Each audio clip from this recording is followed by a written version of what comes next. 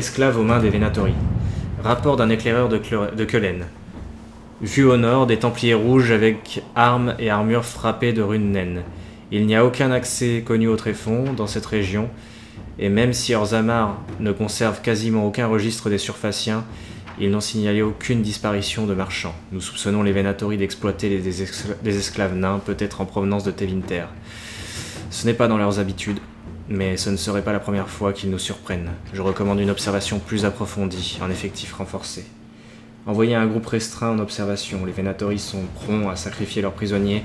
Il ne faudrait pas les alerter. Les seigneurs locaux laisseront passer nos éclaireurs, mais nous aurons du mal à les convaincre d'envoyer leurs troupes face aux Venatori.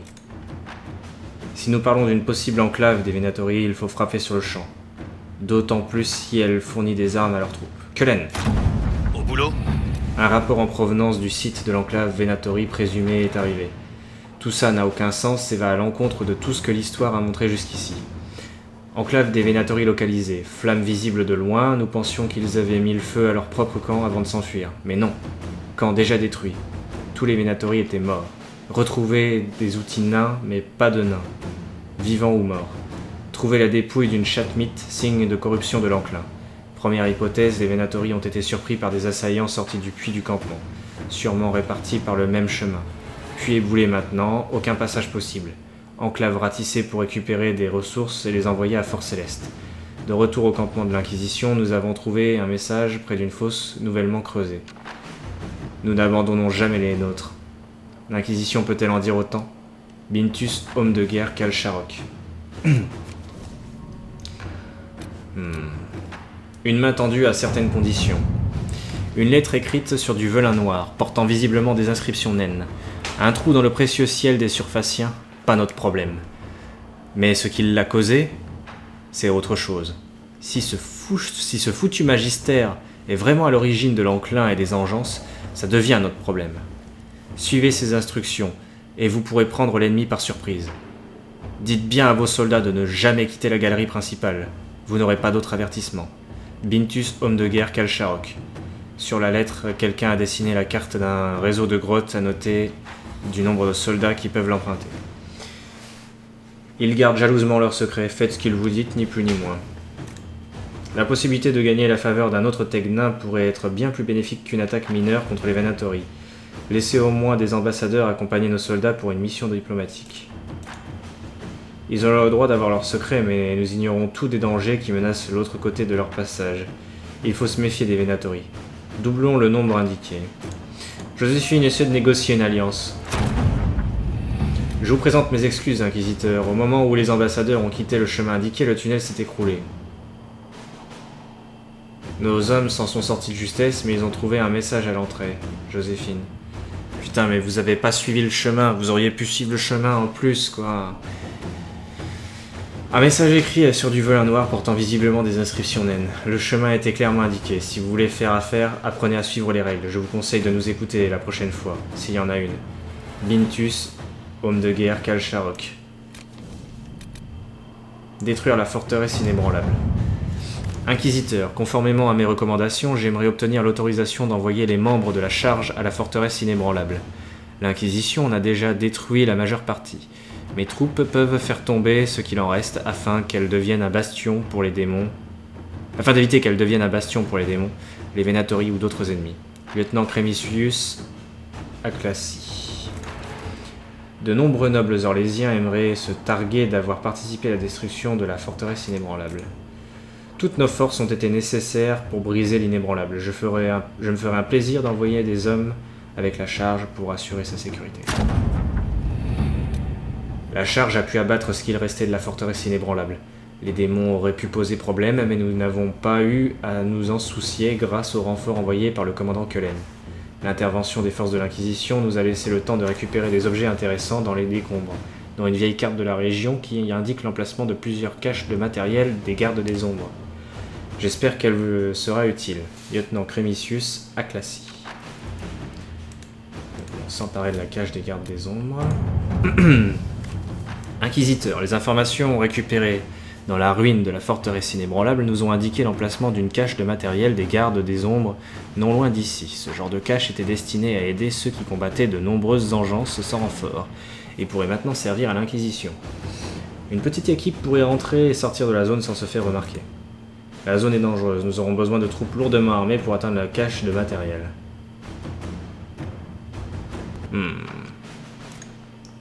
Leliana ? Voyons un peu ça. La cache des gardes des ombres nous a fourni du matériel d'excellente qualité, qui serait utile à toute force militaire. Elle contenait également de rares schémas d'armes, oubliés pendant des siècles. Ils devraient nous servir pour nos futurs combats. Commandant Cullen. Protéger Valgamor des engences. Votre grâce, mon village de Valgamor est assiégé par les engences, et je ne puis imaginer d'où ces abominations proviennent, mais je supplie l'Inquisition de m'apporter son aide. Mes propres forces, toutes humbles qu'elles soient, ont déjà été envoyées vous assister dans vos nobles entreprises, laissant mes gens mal préparés face à cette horde sauvage. La nouvelle de votre rédemption de la garde des ombres s'est déjà répandue. Je vous en prie, envoyez-la nous si cela vous est possible. Le destin de Valgamor dépend de votre bon vouloir. Votre très dévouée marquise Ephiloche Baffon. C'est très curieux de voir un village menacé par les engences. Je propose d'enquêter avant d'y envoyer nos forces. La marquise Ephiloche a d'autres alliés. Il vaudrait mieux qu'elle fasse appel à eux et que nous réservions la garde pour de véritables urgences. Personne n'est plus efficace que la garde des ombres face aux engences. Donnons-lui l'occasion de briller. Joséphine, qu'elle se repose sur ses propres moyens. À votre service. Inquisiteurs, les nobles qui avaient promis leur soutien se sont retrouvés aux prises avec des failles sur leurs terres et n'ont pas pu aller aider Valgamor. Les engences ont détruit la majeure partie du village avant que la garde des ombres n'intervienne. La corruption de l'enclin et la perte des défenses du village ont fait de nombreuses victimes parmi les gardes. Ils sont meurtris et sanguillonnants, mais ils insistent pour continuer à vous servir, Joséphine. Wow. Putain.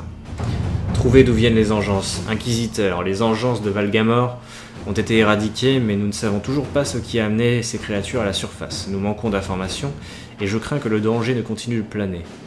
La marquise Baffon a insisté pour que nous partions, ce qui ne fait que conforter mes soupçons. La plupart des gens se réjouiraient d'avoir de l'aide en ces temps de crise. La garde des ombres s'est portée volontaire pour aider l'Inquisition à lever le voile sur ce mystère, à quelque titre que ce soit. Nous attendons vos ordres. Sincèrement vôtre, lieutenant Suzanne Clochesec. L'enclin est beaucoup de choses, mais il n'est pas subtil. Mes éclaireurs n'auront aucun mal à trouver la source de cette corruption. Quelqu'un a peut-être libéré les engences en voulant extraire du minerai. Je vais examiner les finances des nobles de la région. Que les gardes des ombres se dispersent et passent la zone au peigne fin. Ils finiront bien par trouver d'où sortent ces engences. Leliana, envoie tes éclaireurs. Inquisiteur, Sœur Leliana était d'excellents conseils. Ses éclaireurs ont localisé une opération minière établie par la marquise Baffon en secret. Bravo, grognasse. C'est de ta faute. Nous pensons que c'est ce qui a libéré les engences enfermées sous terre. Démasquée, la marquise a envoyé des mercenaires nous attaquer, mais la garde des ombres aguerrie n'a fait qu'une bouchée de ses adversaires. Elle nous a attaqués en plus. Putain, moi j'étais prêt limite à la pardonner, mais... La marquise a tout de même eu le temps de fuir vers les pics de Gamordan. La garde des ombres a subi des pertes, mais son moral reste au beau fixe, et sa loyauté envers l'Inquisition incontestée. Sincèrement vôtre, lieutenant Suzanne Clochesec.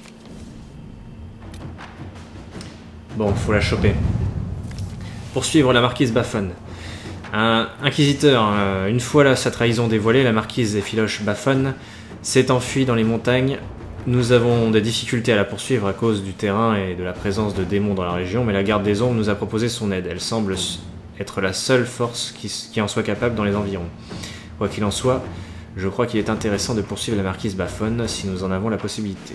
À votre service, lieutenant Suzanne Clochesec. La marquise Baffon a peut-être des ennemis parmi les nobles de la région. Certains doivent avoir des informations sur les passages sûrs dans la montagne. Nous devons nous soucier de la marquise, pas des démons. Mes gens peuvent la retrouver.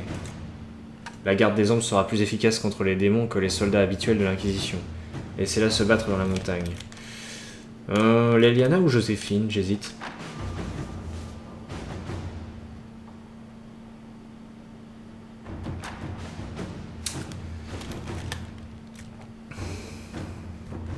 Leliana. Inquisiteur. Inquisiteur, les éclaireurs de Sœur Leliana ont réussi à trouver un chemin à travers les montagnes pour la garde des ombres, qui a ainsi pu éviter la plupart des démons et économiser ses forces.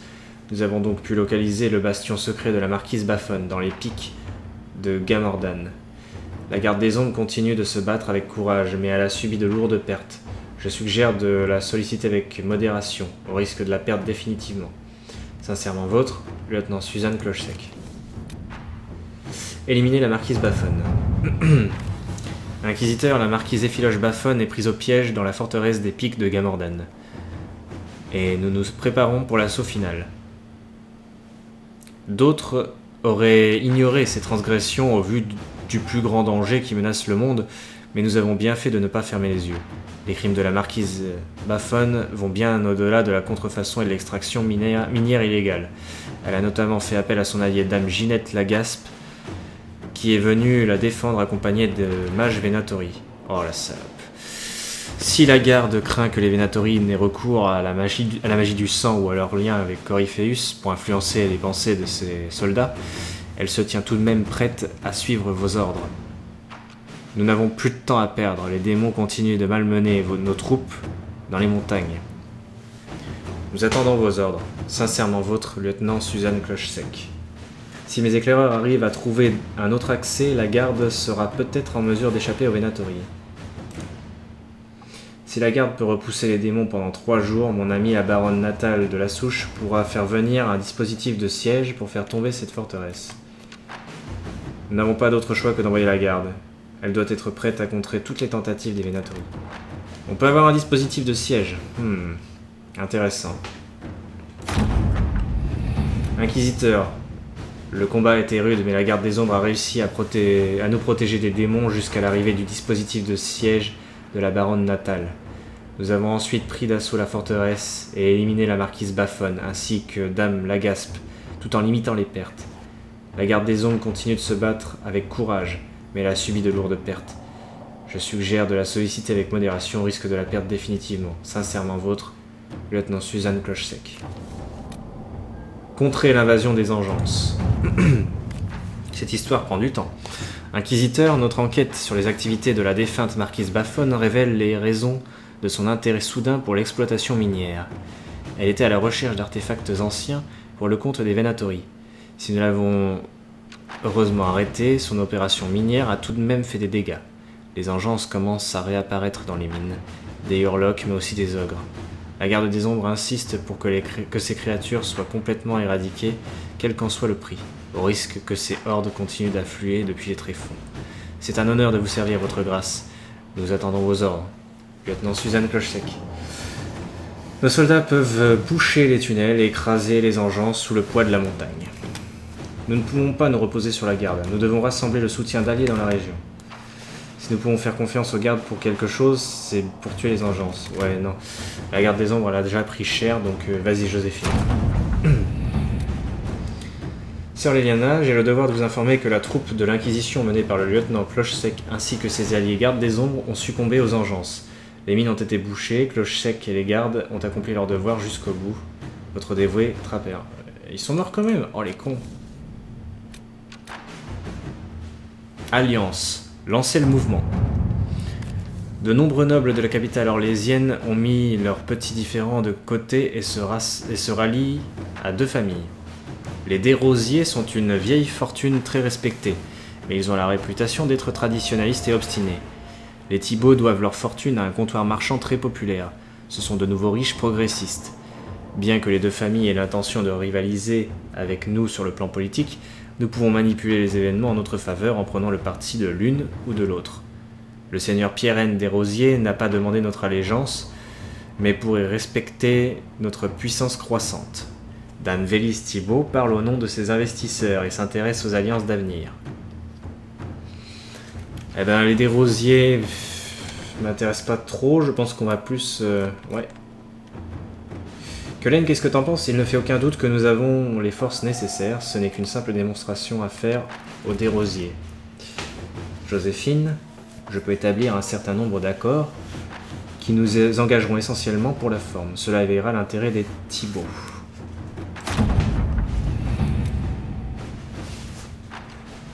Les Thibauts ne sont pas encore totalement dignes de confiance, mais nous avons pu conclure des accords avec eux.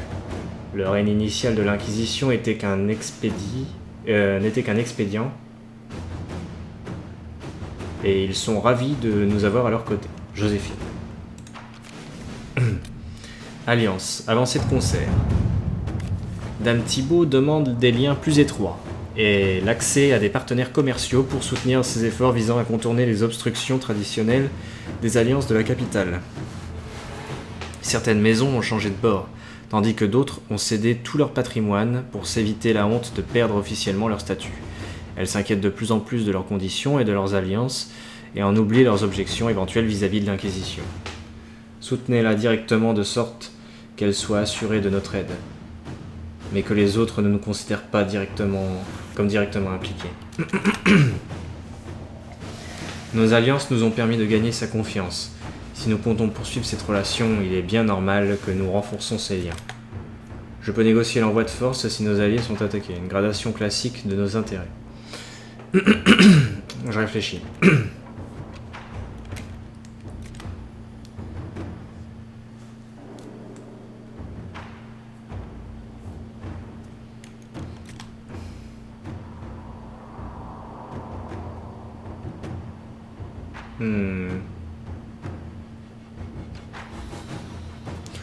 Bon allez Joséphine, de toute façon c'est toi la plus douée pour ce genre de situation. Inquisiteur. La famille Thibaut prend la tête dans la guerre de prestige qui fait rage parmi les nobles. Les Bordelons ont presque perdu toute existence sociale, et nombreux sont ceux qui s'efforcent de renouer les alliances traditionnelles. Dame Eustace Richelieu a de plus en plus d'influence à la cour et suggère plusieurs mariages arrangés pour renforcer les liens, et sans doute le statut de sa maison en tant qu'arbitre et entremetteuse. Alliance, toujours plus haut. En ce qui concerne l'alliance avec les Thibaut, une autre maison semble capable de rivaliser. Dame Richelieu a envoyé la missive suivante. Les Desrosiers représentent une menace persistante. Une alliance sociale serait la solution la plus efficace pour les neutraliser, mais la seule union qui aurait pu convenir n'est plus possible maintenant que la fille des Thibaut est allée se fiancer ailleurs. Si elle peut se permettre un tel gâchis, c'est parce que l'Inquisition soutient ce partenariat. Nous avons les mains liées, une tâche difficile nous attend. Vous en prendre au statut du seigneur des Rosiers, à moins que vous n'en chargiez les Thibaut. Avec un investissement plus ardu, ils seraient plus enclins à accepter un mariage arrangé pour leur fille, et à Orlaïs, c'est une monnaie tout à fait respectée. À votre service, Dame Eustace Richelieu. Ruiner la réputation du seigneur des Rosiers, c'est un adepte du conflit d'honneur. Avec des mots bien choisis, il sera impuissant avant d'entrer sur le champ de bataille. Je ne dirais pas que c'est habituel, mais ce n'est vraiment pas rare non plus de voir un allié demander ce genre de concession. Ce sont les façons des nobles.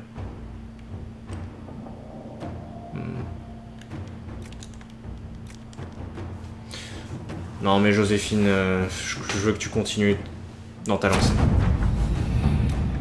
Nous avons reçu des nouvelles de Dame Eustace Richelieu qui se permet de plus en plus de parler comme si elle faisait autorité dans ce domaine. Elle n'hésite pas non plus à employer le « nous ». Voici sa lettre. Joséphine. Voici la lettre de Dame Richelieu. Beau choix stratégique, inquisiteur. Les Thibaut reconnaissent qu'il est de votre droit de leur demander de supporter le poids des négociations avec le seigneur des Rosiers. Le mariage frivole entre Céleste Thibaut et un fils de la famille Léandre, un nom de peu d'importance, a été judicieusement annulé au profit d'une union convenable qui profitera à la fois aux joueurs et aux arbitres. Bien à votre service, Dame Eustace Richelieu.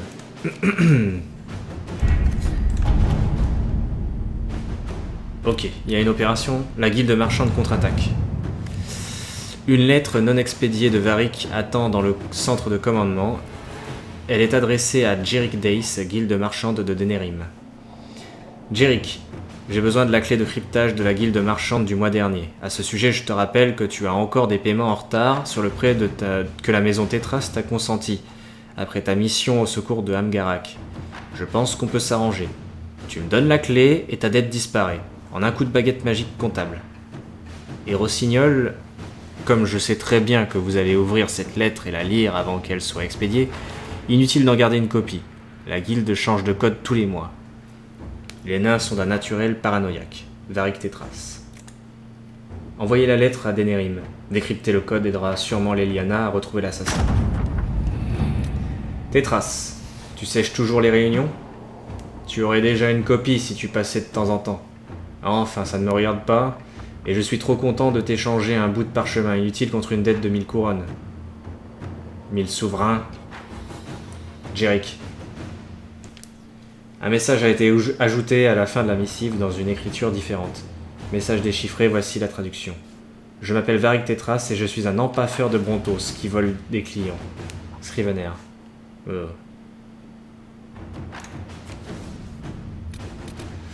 Nuit torride dans la haute ville, le nain vaillant. Fanfreluche, Rossignol et autres agents qui ont reçu leur nom après un boulot foireux, merci de vous être renseignés sur cette affaire merdique. D'après ce que vous m'avez dit, je ne connais qu'une seule personne qui utilise empaffeur de Brontos comme insulte et qui écrit avec les pieds. Vaillant, une connaissance de Kirkwall. Ah, je crois qu'on l'avait croisé dans Dragon Age 2. Par contre, je me demande pourquoi il fait tout ça. Je vous dois une tournée, Varric. Nous devrions capturer Vaillant nous-mêmes et lui demander comment il a pénétré dans Fort Céleste. Nous devrions donner cette information à la garde de Kirkwall et la laisser arrêter Vaillant. Non, je veux qu'on l'interroge nous-mêmes. Inquisiteur. Rossignol, nous avons cueilli le nain dans sa maison de la Haute-Ville. Il était en train de travailler sur un nouveau manuscrit que nous avons soigneusement brûlé, plongé dans l'acide et jeté à la mer. Il semblerait qu'il ait une dent contre Varric. Il lui reproche d'avoir présenté un autre frappeur de runes au héros de Kirkwall, ou quelque chose comme ça. Ah putain, c'est Sondal, d'accord. Il a parlé de barbe digne de ce nom et de vrai nain, avant de se désigner comme le plus grand écrivain de Tédas. Fletcher riait tellement fort qu'elle a failli s'étouffer. Ce nain est un danger public. Au fait, il nie avoir envoyé un message à Fort Céleste, Cooper. Mais ouais, Vaillant, c'est celui qu'on croisait dans la Haute-Ville, j'en suis sûr. Je suis sûr de ça. Et comme Sondal était super doué avec les runes, il a dû être jaloux. Sauf que c'est même pas Varric techniquement qui nous a présenté à Sondal, c'est Bartrand, mais bon. Puisque c'est Bartrand qui organisait l'expédition. Enfin bref. Bon bah l'affaire est résolue, Varric. Je pense qu'on a fait le tour. J'ai passé énormément de temps sur ce conseil de guerre. Du coup, je pense que la grosse majorité de l'épisode, voire peut-être même la totalité de l'épisode sera consacrée à ça. Oh putain, j'ai oublié le message de Zevran, putain. J'avais pas vu qu'il était dans le coin en plus. Une missive envoyée à Fort Céleste. J'ai trouvé la cachette du seigneur Enzo, mais les Venatori sont plus nombreux que prévu. Sommes-nous prêts à dire adieu à notre ami encombrant? Zevran Arainai. Zevran est habile, mais il est seul. Mes agents pourraient faire diversion pour lui permettre d'éliminer Enzo et les Venatori dans la confusion. Participer à l'assassinat d'un noble Antivan pourrait se retourner contre nous, tout comme permettre à quelqu'un de voler la cible des corbeaux. Si vous voulez faire confiance à Zevran, mieux vaut couper les ponts. Nous sommes face à une place forte des Venatori. Nous ne pouvons pas prendre de risques. Nous devrions envoyer nos troupes en renfort. Ouais, on va quand même envoyer des troupes pour aider Zevran. L'Inquisition ne fait pas dans la dentelle, à ce que je vois. Enfin, rien de tel qu'une bonne vieille bataille rangée pour vous remettre les idées en place. Même si je doute que le seigneur Enzo et ses Venatori soient d'accord avec moi. J'ai laissé traîner quelques indices à l'intention des corbeaux, pour leur faire croire que vos soldats suivaient une piste et sont tombés sur le seigneur Enzo par hasard. Une remarquable coïncidence. Croyez-moi, il vaut mieux que les corbeaux ignorent que vous les avez doublés. Zevran Arainai. Fuir les corbeaux. Bon, on n'a pas fini, c'est à Orlaïs que ça se passe. Chers amis, notre petite aventure passagère fut très divertissante. J'ai horreur de jouer les rabat-joie, mais je pense que vous me devez une faveur. Le seigneur Enzo est bel et bien mort, après tout. Vous vous souvenez peut-être de mon contentieux avec les corbeaux? Eh bien, ça ne s'est pas arrangé depuis qu'ils ont découvert que je leur avais volé leur cible sous le nez, et donc leur prime. Ils auraient pu accaparer le crédit de mon travail, Mais j'ai pris soin d'envoyer un mot à leur employeur. Il faut rendre à Zevran ce qui est à Zevran, n'est-ce pas? Comme vous pouvez l'imaginer, les corbeaux aimeraient beaucoup avoir une petite discussion avec moi. Ils ont envoyé de nombreux renforts à Hersinia. Il est temps pour moi de quitter les marches libres. Mes agents pourraient semer de fausses pistes à l'intention des corbeaux. L'ambassadrice d'Hersinia prépare actuellement une visite à Denerim. Je peux faire en sorte que Zevran rejoigne sa suite. Zevran s'est avéré utile finalement. Nous pourrions envoyer nos soldats débarrasser Hersinia de toute présence des Venatori, et Zevran se mêlerait à eux pour passer inaperçu. Allez, Colin. Leliana, ce fut un plaisir. Zevran. Message très court, mais soit. Eh ben écoutez, je pense que avant de me lancer dans le bal masqué, oui, on a assez en puissance en plus. On va y aller maintenant. Hein, j'ai pris cette décision. C'est vrai que l'emprise du lion, on l'a un petit peu laissé de côté, mais on s'en occupera après le bal masqué. De toute façon, après le bal masqué, j'avancerai plus dans la quête principale avant un bon moment.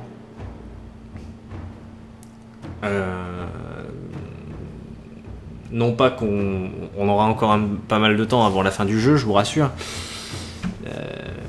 Enfin, on aura quand même dépassé largement la moitié. Je sais pas, on va dire, allez, 75% du jeu, enfin 75% de la quête principale. Oh, allez, non, 80% de la quête principale sont faits après le bal masqué. Je dirais. Je pense qu'on n'est pas loin au niveau du pourcentage. Mais il y a pas mal de quêtes annexes qu'on n'a pas faites. Donc au niveau du let's play, on est loin d'avoir terminé. Puis il y a les DLC. Et les DLC, on les fera avant. Donc après le bal masqué, on se concentrera sur toutes les petites zones qu'on n'a pas faites. Une fois qu'on aura fait tout ça, on attaquera les DLC. Et après, on reprendra la quête principale. Donc tout ça va prendre énormément de temps. Sur ce, je fais une petite pause. Et après, on attaque le bal masqué.